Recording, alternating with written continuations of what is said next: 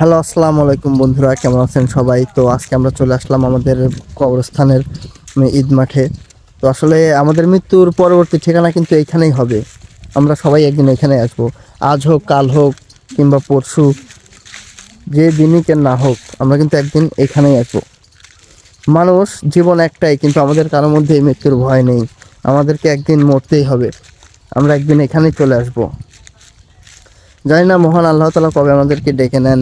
একটা 1 টাকা দামের শ্যাম্পুরও মেয়াদ থাকে 1 বছর, কিন্তু আমাদের কোনো মেয়াদ নেই, যে কোনো সময় চলে যেতে পারি। জীবন একটাই, সময় সুযোগও একটাই, মরে গেলেই সময় সুযোগ শেষ। তো বেঁচে থাকতেই আমরা ভুল ত্রুটি না করে যতটুকু পারি ততটুক মহান আল্লাহর ইবাদত করার চেষ্টা করি এবং ইবাদত করি। বন্ধুরা, আমাদের ভুল ত্রুটি হয়ে থাকলে আমাদেরকে মাফ করে দেবেন এবং ক্ষমার দৃষ্টিতে দেখবেন। তো অবশেষে আমরা চলে আসলাম ঈদ মাঠে।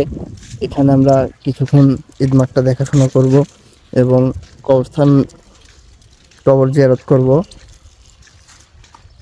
তো বন্ধুরা, এই হলো আমাদের ঈদ মাঠ।